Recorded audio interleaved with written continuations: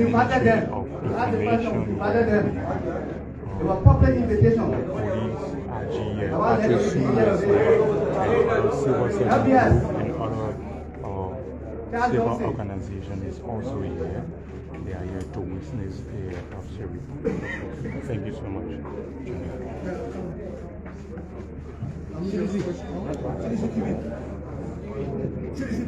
Please put your phone on. Please find a phone.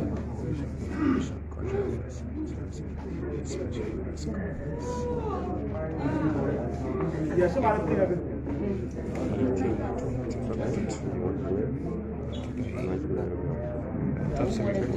yeah, I don't want.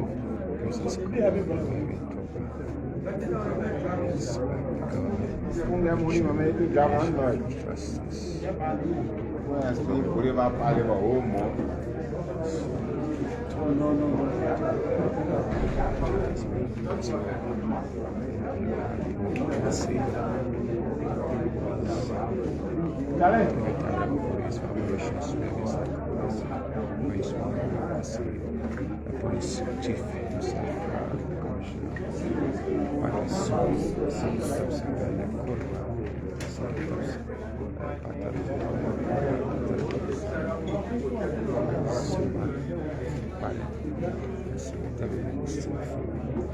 Justice Minister of Information, Cultural Affairs and Tourism,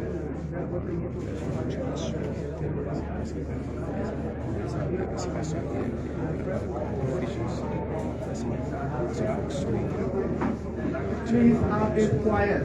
Please. Please put your phone on silent.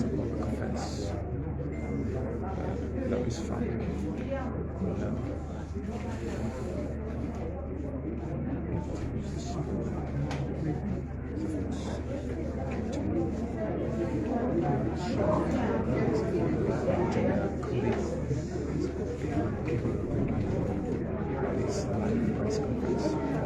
Please have it quiet. Thank you, Charles Johnson, and thanks to the management and staff of the Liberian Broadcasting System. We'd like to welcome you to the Charles Bion Press Hall.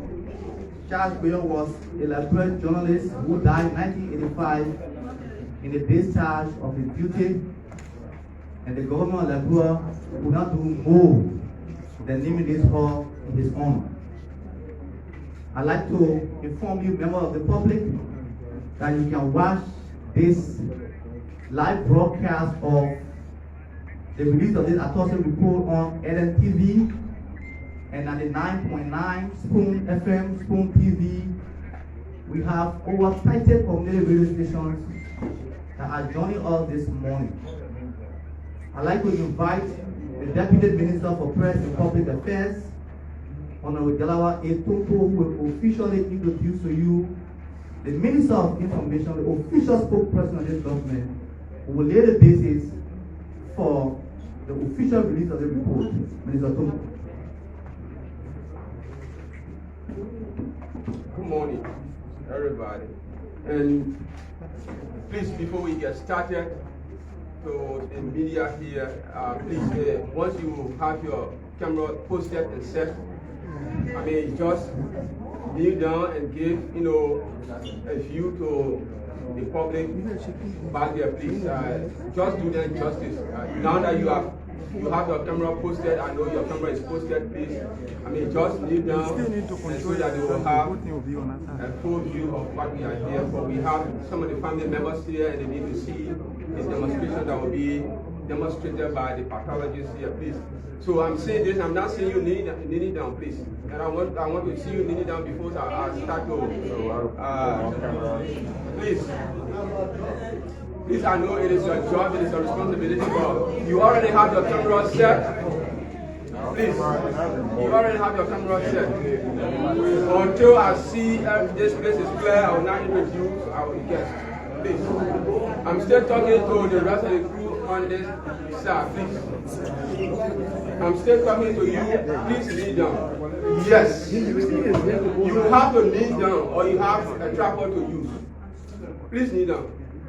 or you arrange that place? I'm talking to the two of you. Yes. Give space to the other person to be good. The guys don't have chapel for boss. Okay, but then you fall on your at the same level. No family members here. Just a journalist if you want to say you can't allow them to stay and whatever. Don't argue, please. I'm not arguing you. We are telling you what happened. Or you are get out. Excuse me, right? You are get out. It will be very clear here. You can't just see how Somewhere the else.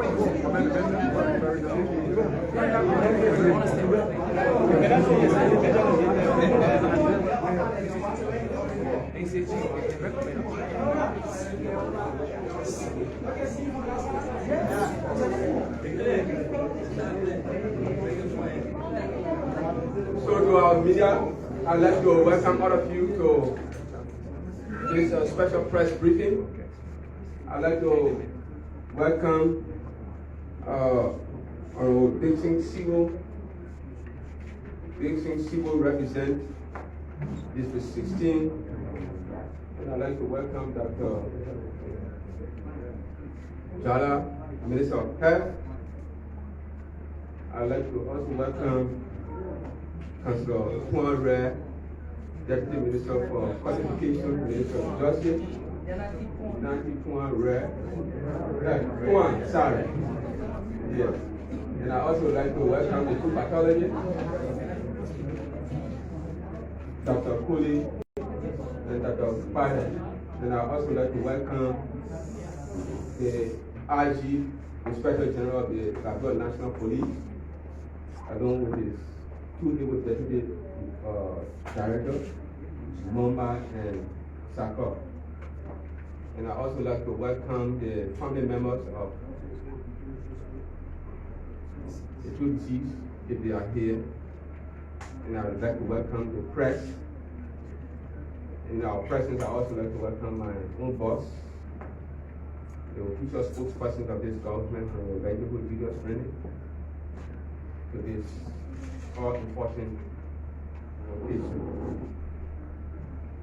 So today's special press briefing will be addressed by Honorable Liberia'S Julius Rennie, Minister of Information, Cultural Affairs, and Tourism, and who will lay the basis for the presentations of the pathologist report.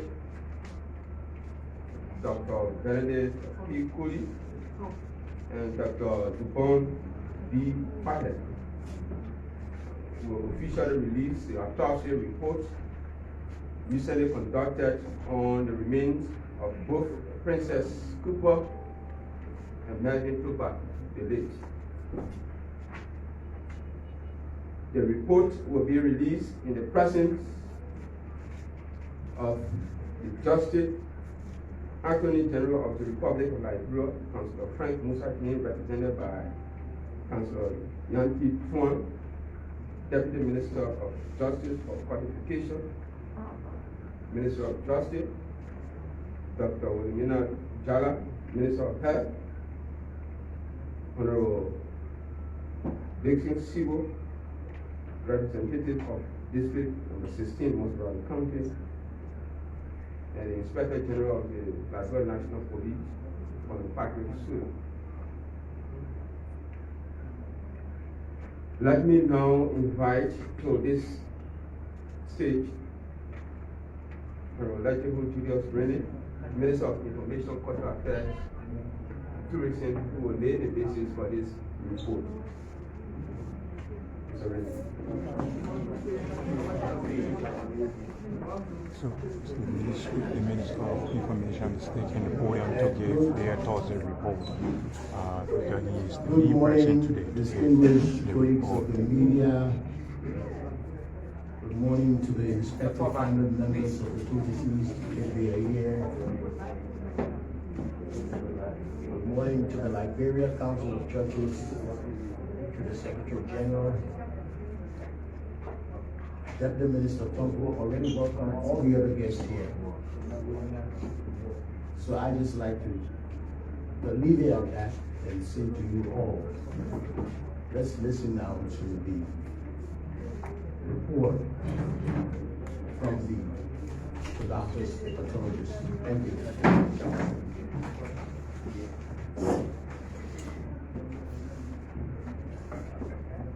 Thank you, Bro Rene. So let me invite Dr.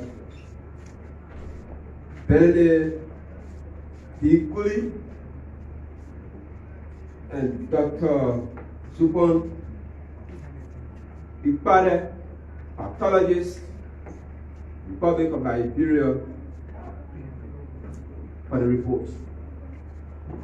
Dr. Kuli, Dr. Ikpade.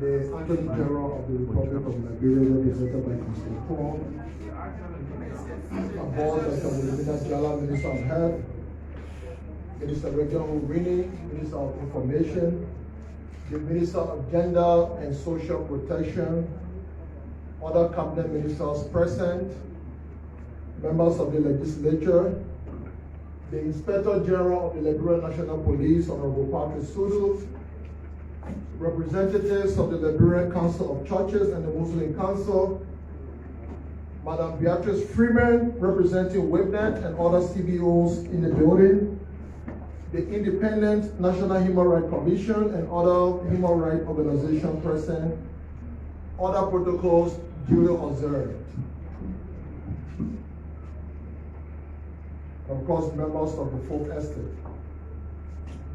Can we kindly stand up just for a minute to observe a moment of silence in respect and in memory of our fallen colleagues, Princess and Melvin.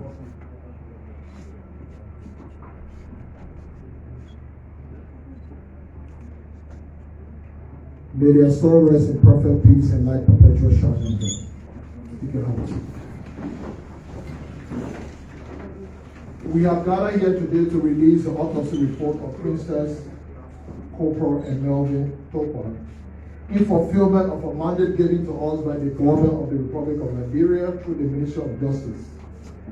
The hurt associated with a loss of a family can be heartbreaking. When that loss is a child or a spouse who is recently married, the pain can be even greater. We take this time to express deepest condolences to the bereaved families, the families of Melvin and Princess. We did not just sympathize with you, we truly empathize with you, because some of us have been through this before. Our involvement with the fight of the social justice system of the country date back to our Togba period in high school. When I matriculated to the University of Liberia in 1989, I joined the fight to the student vanguard student unification party. In 2003, I came very close to paying the ultimate price when our men went to Madon at the medical school and made several attempts to kill me. It was most likely a retaliation in retaliation to a speech I had made against the then President Charles Taylor. I was smuggled out of this country at the back of the Phoebe Hospital pickup truck, and I found myself in Ghana, where unfortunately I completed medical school. I remained in Ghana for a decade and a half until the Tapeta Hospital was built, and I was hired to come by the United Nations Development Program under the Protein Program. And I remained in Tapeta until 2015, when I went back to Ghana. In 2015, the government of Liberia, our partner, the UNDP, the European Union, UNFPA, concluded an agreement. And please note that in 2015, to train pathologists for Liberia, the treaty was in support of, because the Millennium Development Goal has expired, the SDG came on, it was in support of Goal 16, which seeks to support peace and justice. Also in support of Goal 5, we seek to support gender-based gender equality and to eliminate violence against women. And also in support of Goal 3, which talk about health and well-being. 3 Liberian doctors were vetted, all right? And my colleagues that are the one being vetted and now successfully completed the training and returned. This indeed was a welcome development for Liberia, given that we are about 200 years old. And every time we have a little thing, we send to Ghana, we send to Guinea, we send to Sierra Leone to bring pathologists to do autopsy here. As good as that news is, some of our contemporaries and colleagues still think that we should go back to Egypt. That whenever something happens here, we should go to Sierra Leone and get pathologists. It took almost $200,000 to treat each of us outside of this country.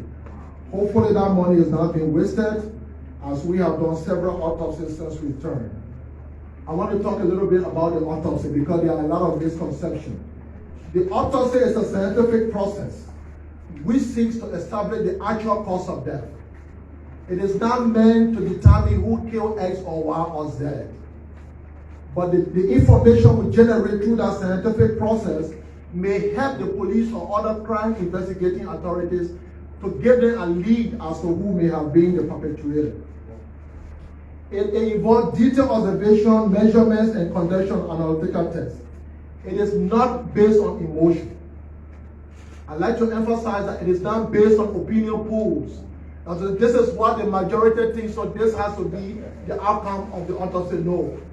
It is a scientific process, and because it is a scientific process, whenever Dr. Patel and I work, it should be possible for anyone with equal education to come into this country, re-autopsy those persons, and be able to come to the same conclusion that we came up to, all right? So it's not rocket science.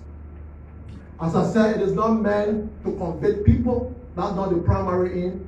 The primary is not even to persecute people. I mean, it's not to exonerate or to convict people. It is meant to prosecute cases. And during that prosecution of the cases, it may lead to the conviction or acquittal of accused persons because it is based on facts. So we need to get this very, very right. It is for this reason that we are urging all Liberians and foreign nationals, whether you are an advocate, whether you are into law enforcement, whether you are a religious group, you know, to not render an opinion on suspicious death until the scientific process has been completed. Because somehow that is hurting us, because it only takes someone with a little smartphone and maybe 10, 15 megabytes of data, all right? Go on the internet, some of them have not even been to the crime scene, they are not seeing the dead persons, and they can render an opinion. And because of the nature of our level of illiteracy, these people are considered as opinion leaders in these cases, even though they have not had any formal training in forensic work. So as we move on, we really urge all of us to make sure that we do that. Since we returned to Liberia, we have performed close to 39 autopsies. Some of the foreign governments we have worked for, the United States government, UNICEF, the Indian government, the government of Turkey. As a matter of fact, if you read the last human rights report on Liberia, 2021, you will realize that some of the autopsy reports that we generated, that we did, have been quoted in that report. And as a result of this work, Liberia's position in human rights has actually gone a step up to the glory of everyone who has been involved with law enforcement. That was just an intro. We are going to go into the actual autopsy report. Now, this report is usually what we will give to a jury, a grand jury. It is like the report that we will give to a court of competent jurisdiction. But because of the nature of Liberia, we are giving this to you. So hopefully when this report is given, all of you here will be the juror. You should make a decision. And that decision should not be based on emotion. It should not be based on any preconceived notion. If you came here this morning or this afternoon with some preconceived conclusion as to what the autopsy result should be, I think before we continue, you have to disavow yourself from those notions and think objectively and look at this. If there's anyone listening to me in radio land or elsewhere who think that this is not genuine, this or hope or whatsoever, you have the privilege, because it's a scientific process, to bring someone else to subject this process, all right? If they come out with an information or conclusion that is contrary to what my colleague and I have generated or have been able to come to, then in that case, you will have a valid point. So we are beginning with the first case.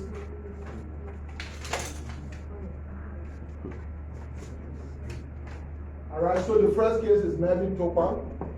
So the autopsy was done in the presence of almost, I think for Melvin there were about 31 persons, drawing from all walks of life. They all came to witness the autopsy. Madam Freeman there from Witness was there, people from Witness, people from the Independent National Human Rights Commission, the press was there, the Liberian Council of Churches, Reverend Bishop Patu Brown, he sent a representative to the autopsy. So people from all walks of life, representative of family members in the case of Melvin, they were all there to watch the autopsy, and that's a photograph of everyone who was at the autopsy. So Melvin Togba, in terms of demography, Melvin is a 42-year-old male. He's a Liberian. His occupation is a petty trader. He's a resident of Jalatown. He's a married father of two. In fact, he just got recently married. He died on the 24th of March, and the autopsy was conducted on the 31st. And again, before we proceed, I'm going to sign a disclaimer. If you are here, because some of the pictures we are going to project are very graphic. If you have some idiosyncratic reactions to those things, we advise you to kindly leave the hall. Because some of the pictures are graphic, we are providing the evidence that we will have provided to our court.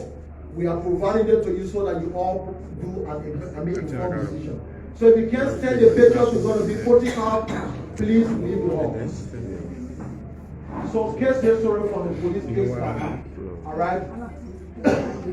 The Liberian National Police received a call from a resident of Jalatown on March 24 at around 1700 hours, informing the police that the unresponsive body of Melvin Togba was lying in his room with multiple wounds.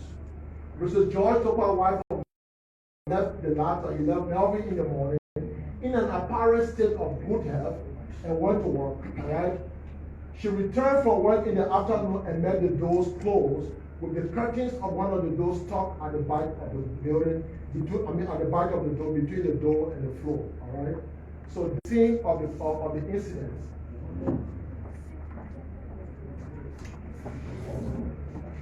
So that's the house in which. That's the house in which. So these are surrounding buildings. Yeah.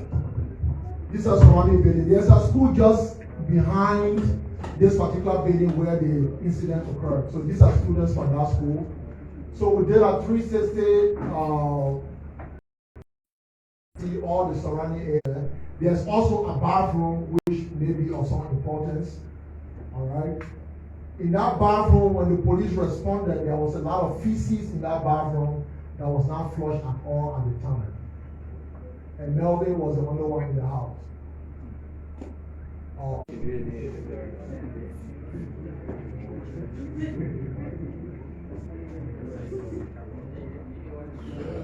So when you look at that bathroom, there's a wall in that bathroom. There's a wall in that bathroom. All right. If someone is standing, it will be on the left side of the person. The wall in that short wall is on the left side of the person when they are standing in that bathroom. So again, know that wall is very important.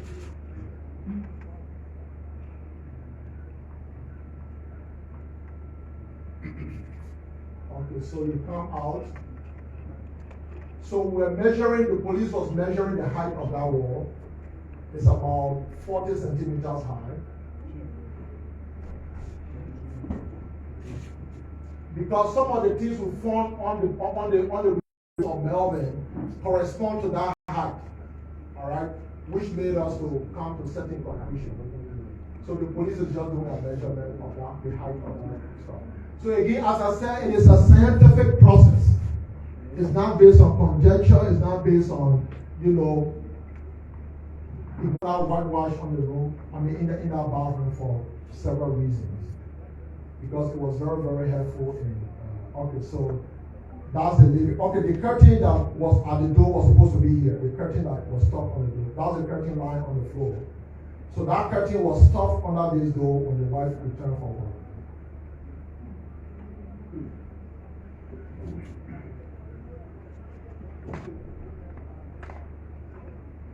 That's where the curtain was. And it takes you to there. So we focus on that because also that was important based on some of the findings will fall later on.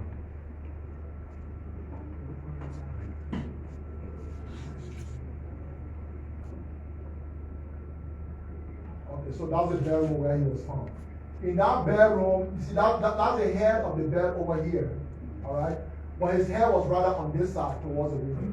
So he was just a foot away from this wall. So he lied on this bed and he crossed the bed. He didn't go the way, you know, he was lying on that bed with his head facing towards the window. He didn't go the way he normally go. All right. Okay.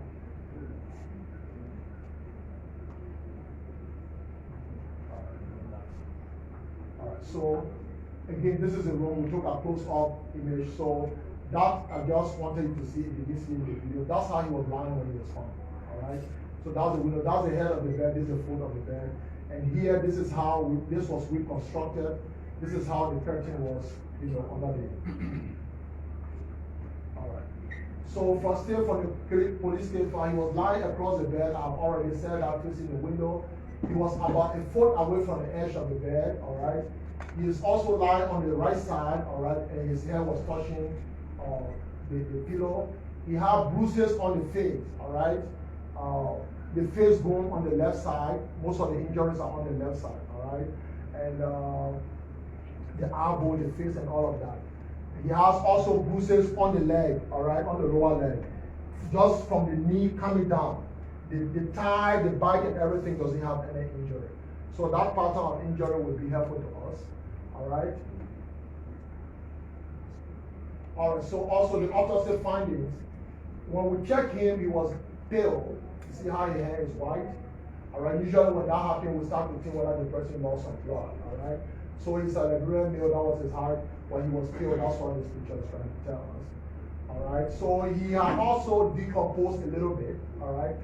His skin was slipping off at the back there. Those are the measurements, all right, about 23 by 12 by 13. So this is the picture of the face when he was found, all right, courtesy of the Bureau of National Police. All right, so if you look here at this face, I want you to look at it with the forensic eye. The back of the head doesn't have anything more. Most of the injury are on the face, and it's more towards the left side. So this is the zygomatic bone, all right? So the injuries are located over areas where there is bone prominence, all right? So if you touch your face here, there's nothing here. There's nothing here. Even the tip of the nose, because it's flexible, there's nothing there, all right? So at the top here where that little mark is, all right, there's a bone there. The nasal bones are located there. The zygomatic bone is here, and the frontal bone is here. This one, the maxilla, is there. So all the areas of bone prominences are the ones that have injury on the face. All right. Also, if you look on the head, all right, on this side of the head, on the left side, you see that whitish thing on the head, right? Can you appreciate it? Huh? The press. If you're not seeing it, let me know. All right. So there's some whitish thing. Even on the chest here, you see some whitish thing on the chest and where the pointer is. All right. All right. So remember the one I'll show you also. So when you look at the legs, these are the legs, all right? The markings are linear. They are long. They are all coming down. They are coming down. They are coming down. None of the marking is actually crossing. None of them significantly. They are all rolling down like that. They are rolling down. They are rolling down. That was the pattern, all right?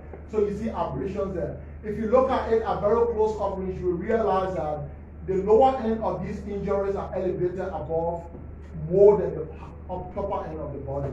So that will mean that anything that caused that injury either came from up to go down like that and push the tissue, or he rubbed his foot against something, you know, while going up in the upper direction. That's what I will tell you forensically, all right? Also on the stomach, on the abdomen, you find these things on the abdomen, all right? All right, these are a little bit of, you know, abrasions on the abdomen. His back is okay. There's no injury on the back. So when we open it up, this is what we found. This is a picture of the lung. All right. So when you look at the lung, you find these black things on the lung. Sorry, you found this black. Sorry, I didn't know I'm talking to people outside. I have a very big voice, so I didn't want to raise the energy. Sorry about that. All right. So you see these very black things. All right.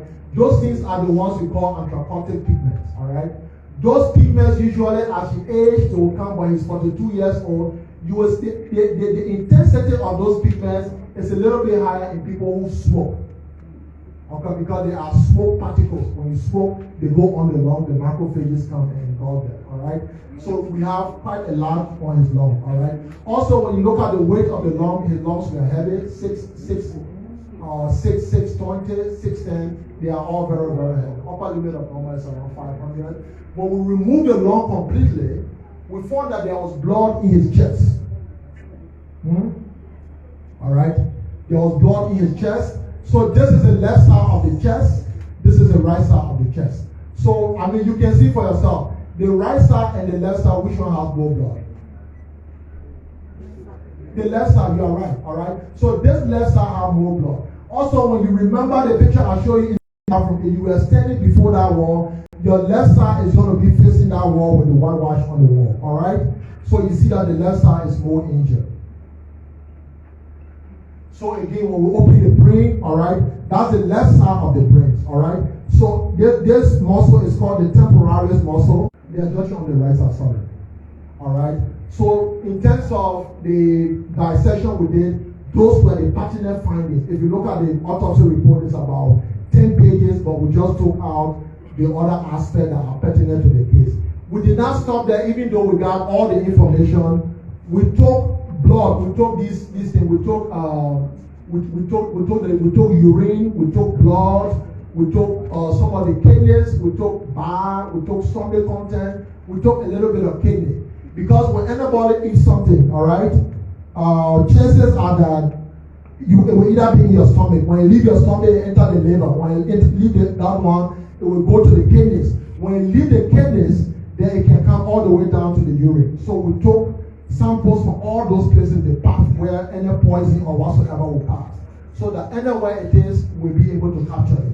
So when all of that was gone, this is what they found in his urine. All right? This is 11-nor delta 9 tetrahydrocannabinol. All right? 11-nor delta 9 tetrahydrocannabinol. This particular chemical agent is a metabolite of cannabis sativa. All right? It's a metabolite of cannabis. I don't need to tell you guys about cannabis. Cannabis is the most widely abused drug. It's the fourth most common psychoactive agent. The first one is coffee. The second one is nicotine. The third one is alcohol. Then cannabis comes. You have about 2.7 billion people using cannabis all over the world. So it's so widely used. We try to do additional studies before we even autopsy them. All right. Because someone will say, oh, the blood are inside there, and the pathologists they put it there. We took them to the CT scan and scanned the entire body.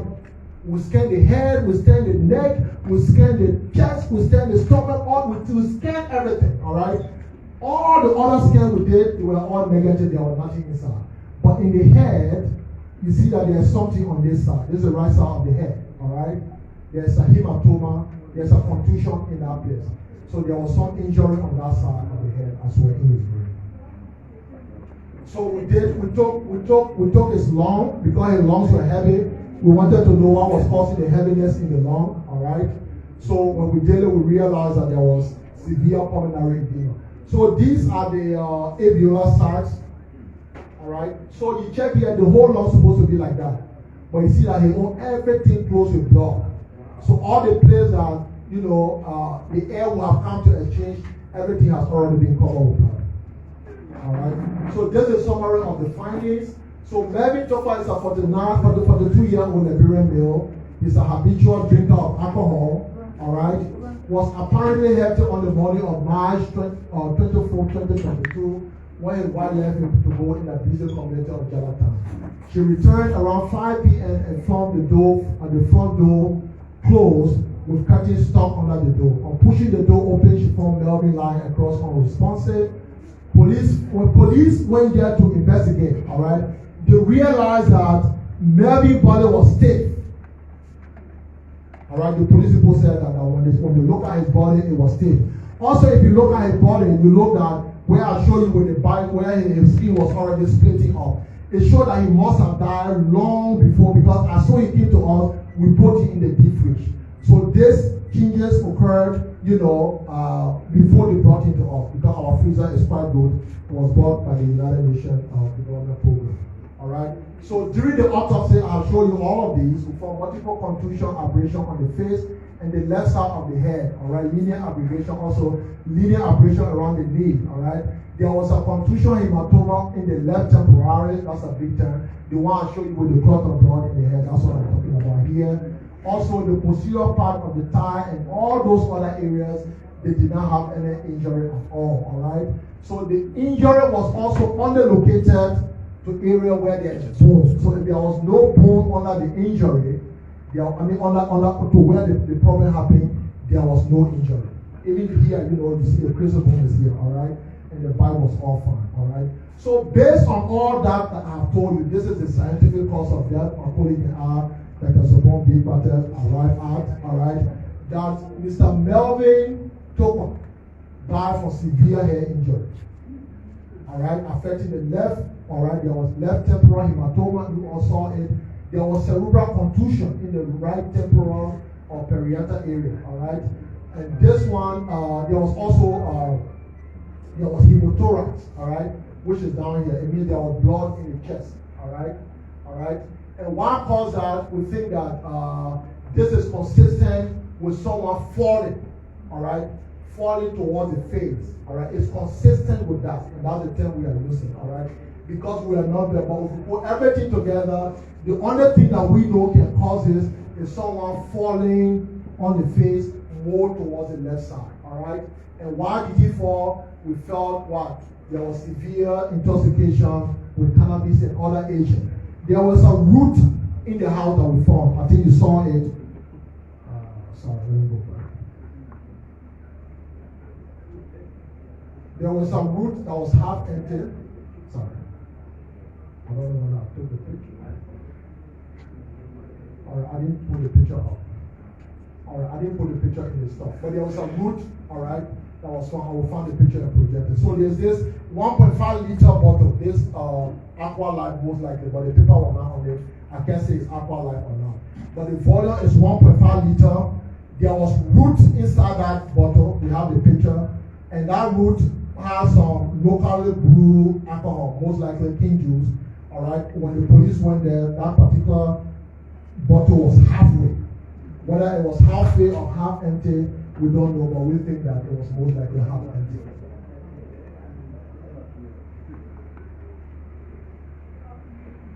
So in our professional opinion, Melvin death is unnatural. We'll stop there, and if you want, I don't know the protocol you want them to ask questions about this before we go to the next one, we can do that.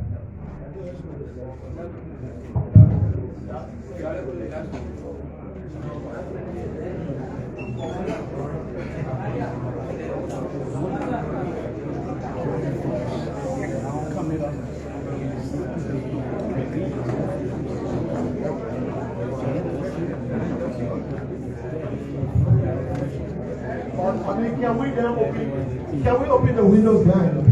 Well, folks, we just listened to the first report of the autopsy. Today there are two persons report, Melvin Togba and that of Princess Togba.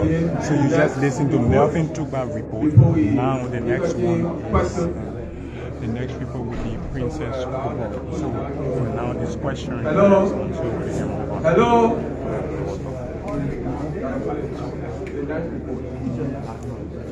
So folks,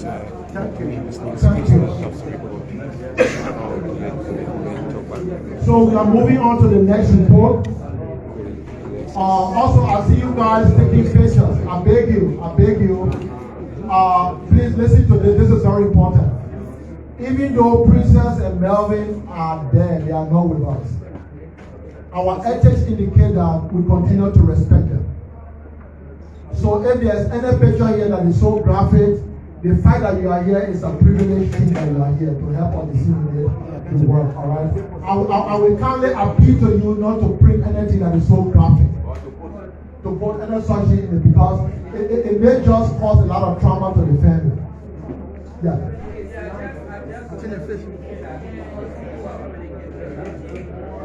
That's fine, but at least they don't have it. The light will just come and pass.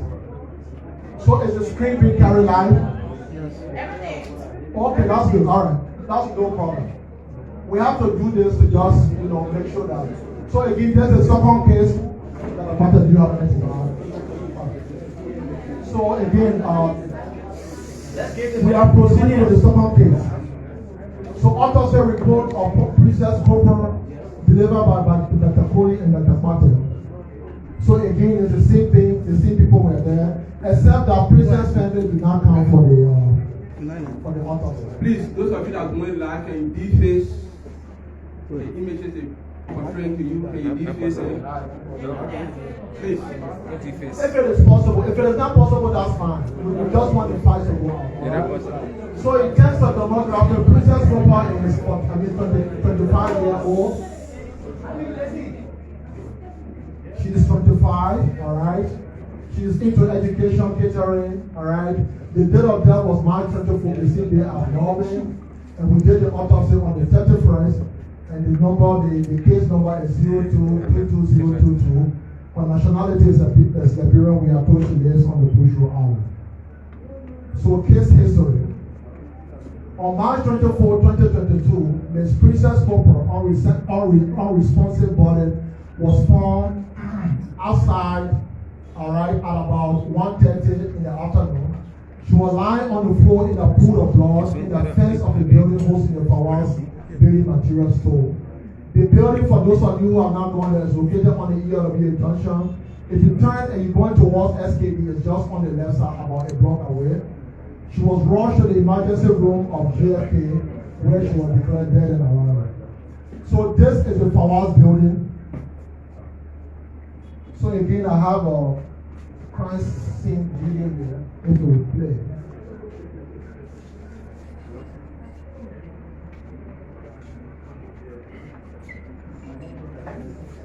So this is the road when you're coming from the main junction, all right? It's like a basement. So you walk down the stairs and you are entering. So someone shooting this. So this is the exit. This person is entering there.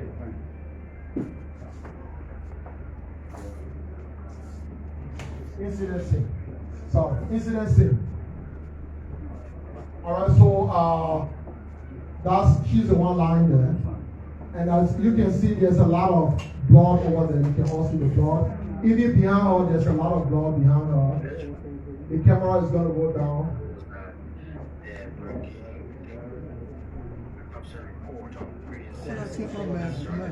So when you check there, there's a lot of blood. Huge pool of blood. So on the wall of that building, that's a bag. So you see that's a spatter, all right? When blood is coming up on that foot, that's the kind of pattern you have. Again, a lot of blood over there, a lot of blood here, all right? Another pool of blood over there.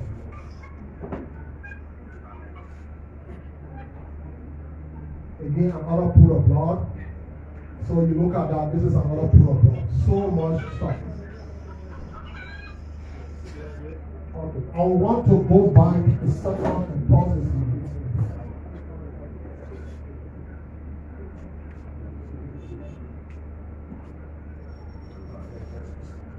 But the beginning of the pool of blood is somewhere located between the wall and the bathroom. The bathroom is at the back. Alright, so she's the one there. There's the entrance to the building upstairs. But the pool of blood is on this side. It started from somewhere in the middle here. So that's the end of the video. Alright. So still talking about the case file, alright. 3 days before she passed, she presented to the new community clinic in St. Paul Bridge. Alright. When she presented, I have the photocopy of her chart. Alright, from that hospital. Alright, we went there yesterday. Alright. When she presented to that clinic, it's located in St. Paul Bridge. When you cross the bridge, it's on your left, you just go up and you go there. That's where she went. Alright. 3 days, that was on the 21st of March. Alright. She reported that complaining of fever, She was also coughing, and that cough was non-productive. Even when she coughed, nothing was coming out. She also had a lot of chest pain, all right? And that chest pain was more towards the right side of her chest, all right? When the PA that saw her examining her, he realized that there were crepitations. I mean, when, they listen to the chest, like someone, there was the breathing was not normal. We call it crep. There was also wheezing. So wheezing is a sign you hear when the person is, when they are breathing out. And usually that will happen when the respiratory airways are narrow. They did a few laboratory work. They took her blood and they did the white cell count. They realized that the white cell count was elevated. All right? So the elevation of the white cell count in a person that doesn't have leukemia or any of those dyscrasias is a presumptive conclusion of an infection. And I like to just, draw an analogy here. Usually if you are passing, let's say you are going down the road and you see maybe 200 riot police around election commission. All right? It can be a presumptive thing that something is going on. Usually in our body, when something happens to us, the white cells are the police people that come to kill the germ. So there's a baseline level of the white cell count in our body. But once we have an infection, all right, the white cell count will go up, all right? If they have done a detailed stuff, you can be able to tell the kind of infection just from the white cell count. Because those police people, they are specific one for bacteria, they are specific one for TB, they are specific one for viruses, they are specific one for worms and other things. But they just did the total white count and it was elevated. So the autopsy finding is the princess is a young lady, Liberian female with one dreadlock. We can show that. She's about 100, that's the length, 167 centimeters the length. And her weight, estimated weight is 68. And I can confirm that when she went to the clinic, that's the weight she had at the clinic. We took this from the clinical record. That was her weight, that is her actual weight. We realized that she's very, very pale in both eyes. So look at the eyes there, all right? I mean, look at the hair. It looks as if there's no blood in her hair, all right? So you see that it's very, very pale. Someone saying something? All right. So, very, very pale. Also, there's blood stain within the nose and the mouth, all right? And so you see blood somewhere. The next question you want to ask is, this blood, is it coming from under where the blood is? So Madam Freeman was there, she's from Whitnett. She even took the time to wash, for example, the hand over there. We washed the hand, there was no sore under the hand, all right? So the nose, we checked the nose, there was no sore in the nose. The mouth, there was no sore in the mouth, all right? So that's a picture of the nose. So you realize that you see all those blood stuff in the nose, all right? Also in the mouth, there's blood clot in the mouth. Then when you look at the eye here, you don't have to be a doctor to appreciate this. These eyes are sunken, they have gone down. So usually when that happens, that's a sign that the person is, hypovolemic. They have lost a lot of fluid or blood. Okay. So when we check, she's very well preserved, all right? When you check the face, this again is an area of bone prominent. This is a rheumatic bone on the right side, all right? There is a long abrasion, oblique abrasion there. We measure it as about 8 cm, all right? From here is 8 cm, and from here, all right, it is 3 cm. But if you look at this, it is not clean cut. All right, so it means that this is not knife or sharp object that caused this. It's more of something pressing that part of the body.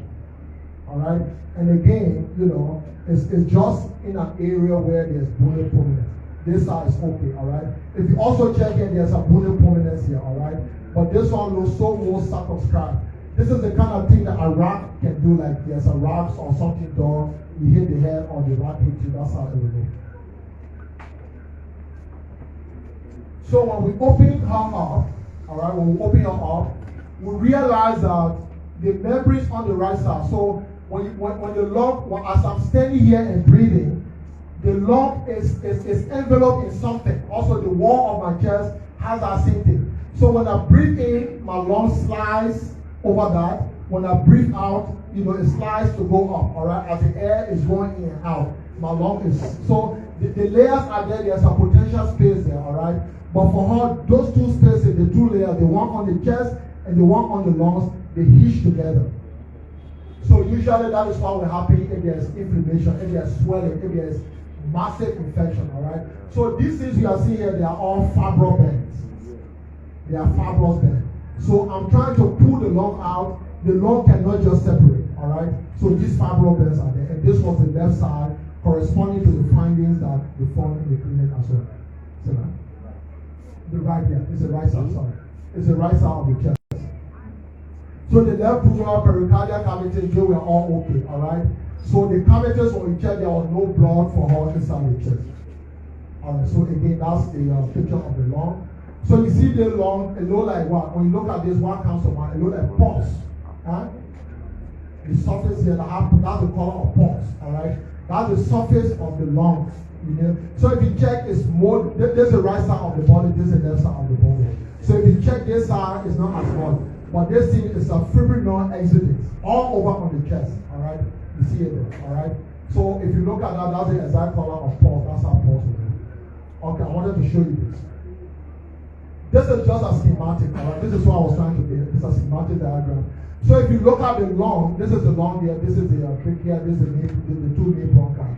This is the lung here. And this is the lining on the chest wall, the blue one that is here. And the green one is the lining along the lung. So when you are breathing in as a normal person, this thing slides down, the diaphragm, this is the diaphragm. The diaphragm goes down when you breathe in, and when you are breathing out, the diaphragm goes up, and the lung is sliding very, very freely. In the case of Princess, this green one and the blue one, they hitch together because there was an infection.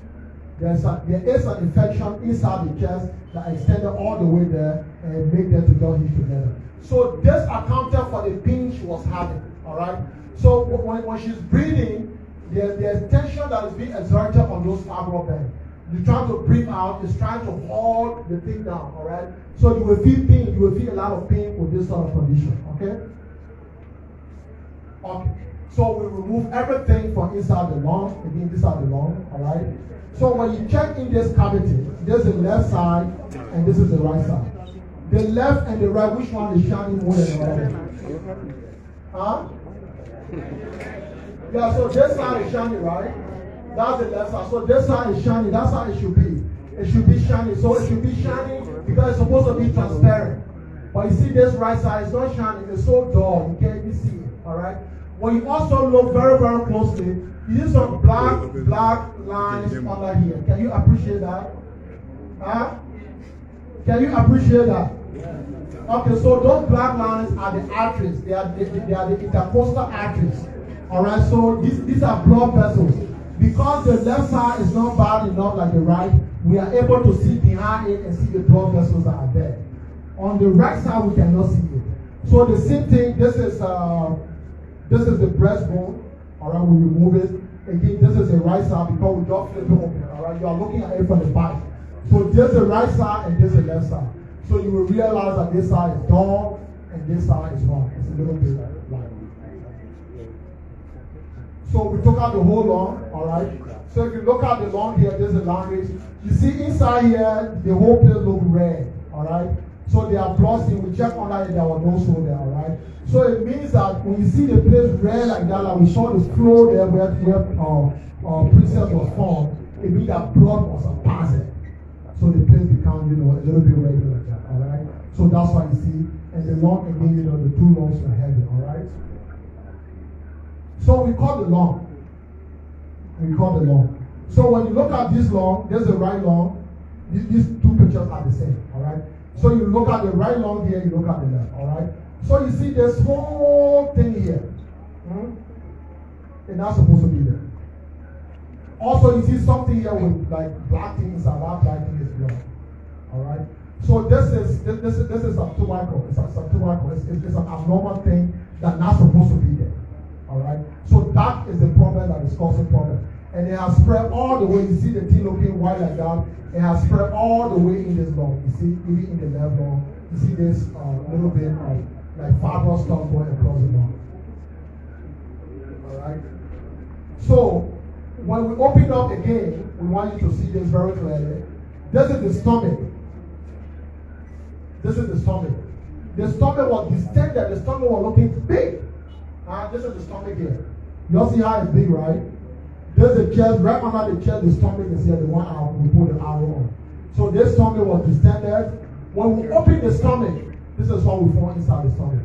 A lot of clotted blood. A little over 2 liters of clotted blood inside the stomach. Alright. So the next question will be, this stomach that looking like this, is there so inside the stomach that causes it to be so? Alright, so we open the stomach. Alright. So we realize that there's no soul in the stomach.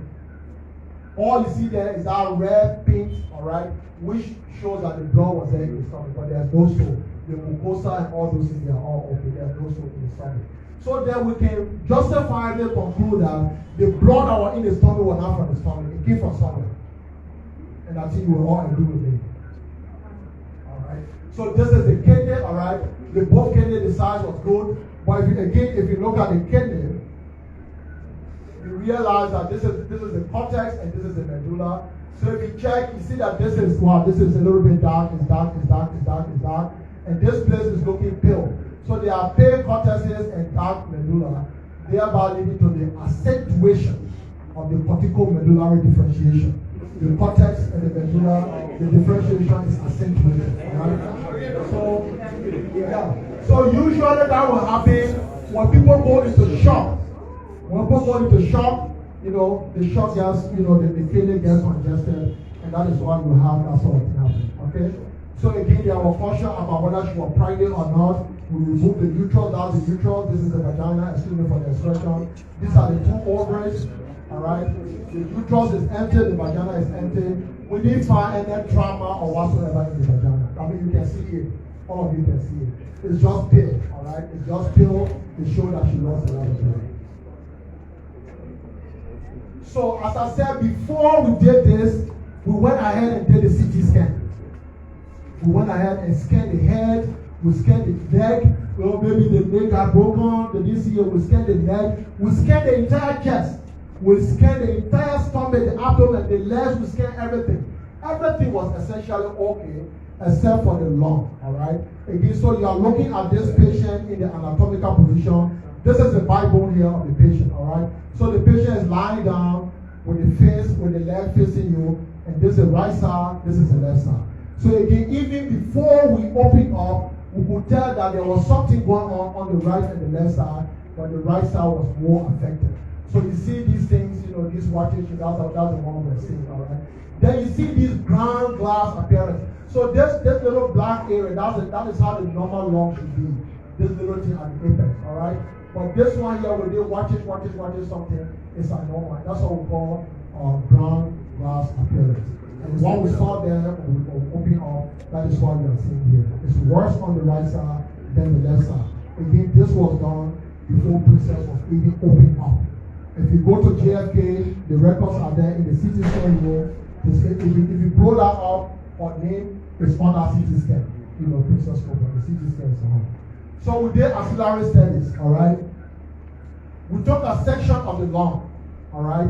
We processed it in formalin, we dehydrated it, we put wax inside, we cut it into very thin sheets so that we can be able to look at it under the microscope to see what is in the lung.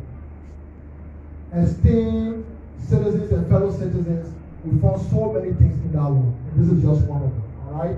So in this lung you are seeing here, you see that there's massive hemorrhage. This thing you are seeing, these are all blood, alright?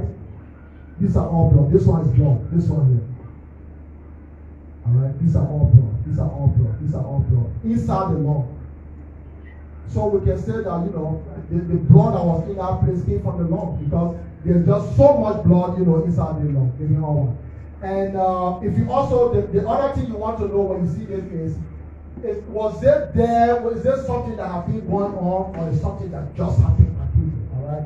We can say that this happened acutely. It happened minutes before the police went there or before she died, because we did not find this thing we call the macrophages. Alright? So people who are bleeding in their chest over a prolonged period of time, there are certain cells we call the scavengers, they are the macrophages. They will come inside there and eat up the blood, and you will see them inside, they will be filled with blood. But when we check, Princess, we didn't find any of those there. There were no macrophages. So this is an acute pulmonary hemorrhage. And we can also say that what it occurred from the arterial origin. When you look at your body, we have the arteries and we have the veins. The arteries carry blood away from the heart, and they are pumping under the pressure of the heart. All right. Usually, when you have a cut involving the artery, the bleeding tends to be massive. If it is a vein, there isn't too much pressure in the vein. All right. But because of the way the blood goes, we know that it's bright red. It's most likely an arterial bleed. Then we also took another section of the lung. All right. Additional studies. All right. Okay, so that first slide, the second one is actually pertaining to that. The same thing we did for Melvin, we did it for Princess also. We took the blood for toxicology. So we took blood, we took urine, we took liver tissue, we took some of that blood from the stomach, all right? We took kidney, and we took a little bit of urine, all right? We took it from a lab to a lab out of this country that has FDA approval, Federal Drug Authority approval. Because if you have to submit this to an airport, it must have been done in a lab that has accreditation. So that is where that was done. And in the case of Princess, there was none of these, not abnormal stuff was found in her blood. There was nothing abnormal found inside her stomach. There was no poisoning, nothing common poisoning. There was no drug found inside, all right? So what you see here is a section of the right lung, all right? It shows hemorrhage, the blood I told you about, pericardial hemorrhage. So what you see here is what we call granuloma, all right? So you see this place is white, and they are surrounded by epithelial histiocytes, all right? Then what you see here is a single cell. They are giant cells, all right? They are Langerhans type giant cells, all right? All right? So usually when you see this, there are two things that will cause it, all right? Either TB, Mycobacterial tuberculosis, or fungus, or other things, maybe foreign body or other things. So we wanted to know, even though most likely we have been TB, with this time we wanted to know who the culprit is. So we went further to check, all right?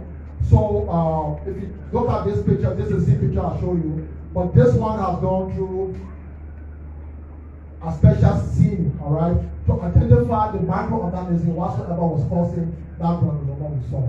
And if you check in this, you will see these rows, all right? These rows. These are all Mycobacterial tuberculosis. These rows, they are TB. They are the one causing that, they are the one causing all of those granulomas, these giant cells. They are TB. All right? This is a section of the kidney. Again, you see that in this kidney, there's a tubule. The lining of the tubule is gone. All right? That's what we call tubular necrosis. So again, this is what acute nephritis. Acute tubular necrosis. So the scientific cause of death, all right? We think, all right, based on all what we have saw, and again, I'm going to reiterate that, if there's anybody listening in Radio Land, listening in UK, Ukraine, or wheresoever, if you doubt this finding, you are invited to take the remains of Princess, the lungs is still there, everything we use is still there. Take that body and re-autopsy it. If you find anything other than we found, maybe you should crucify us. That is the only time you can justifiably say that, we are compromised, we are this, we are that, all right? So you can re-autopsy. But if you cannot do that, this we are presenting to you is evidence beyond doubt, all right? So she died from massive hemorrhagic shock. She lost so much blood that she went into shock and she collapsed, all right? And this one resulted from what? It resulted from massive hemorrhage from a rupture, Rasmussen aneurysm. If you go back to the picture I showed you on the right side, there was that little clip with black thing inside with blood. Okay, that's an aneurysm. An aneurysm is a dilated vessel, all right? So when the vessel gets dilated, we call it an aneurysm. Sometimes a true aneurysm will have the full thickness of the wall, the edema, the muscularis, the serosa, or the adventitia, but other times it will just be a partial or incomplete aneurysm. So that aneurysm ruptured and it was artery, and because it was under the pressure of the heart was pumping, that is how the blood just came out so fast and overwhelmed her. All right? So based on all of what that we have said, we believe in our professional opinion that her cause of death, she died from natural causes.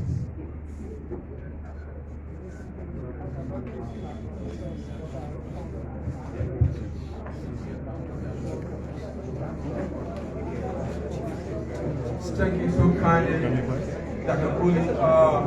Before we take questions and answers, I will. Folks, just listen to the Hello?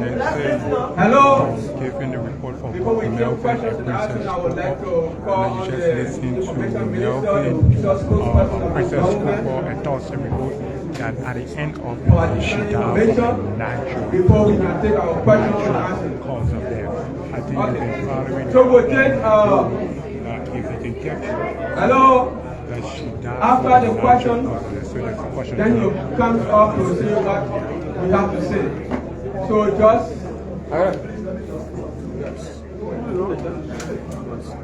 There's something on the chat my colleague just reminded me I didn't say it, alright? So I'm going to read it. It's on the screen. Attention, please. Please get the attention. It's on the screen, but I didn't read it. I just want to read it.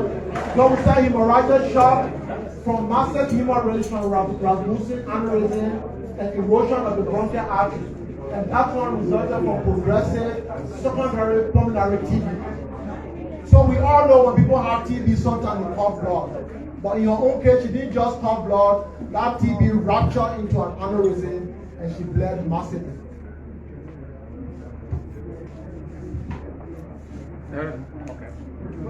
So, just get in the queue, ask some questions, please, to this report. Ask your question relative to this report. So we'll take those of you in the queue, by the time you are done. I would like to go to them because of the congestion. You put their hands up. Okay, come in the queue. Get in the queue, and then after those in the queue, Only journalists will be we are allowed done. to ask questions. Only journalists. I'm sure of that organization. Only journalists, a press conference. Please introduce yourself. Thank you. My name is Mark Kula, and I work for the Daily Journal newspaper in TV. Yeah, as per the autopsy report, we observed that the speaker said both persons were lack of blood. So I want to know whether blood, because they were pale and in the pan and all that stuff. So I want to know that when someone died, maybe after a few hours, you can experience that naturally. And I want to observe. Are you asking or you're asking? I'm asking whether that can happen naturally when someone dies. And then for the body of Melvin Togba, we observed that the autopsy report, shows some bruises even on the body, not just the face alone. But then we did not go because we've gotten information all over the place. People have had problems, but then when they saw you showing little bruises from the face, but then the body was not showing entirely except the system. So we want to know why. So we take some questions. So let's do fast questions, and then we. Thank you. My name is Sekou Aminata Kwanem. I report for Strong FM and Strong TV. Specifically, my question goes to the Information Minister. As you may be aware, Did he address the pathologist report? Did he address the pathologist report? in regards to those who Did he address the pathologist report? Sorry, the next person. Please, thank you. 1 minute, thank you. Sorry, next person.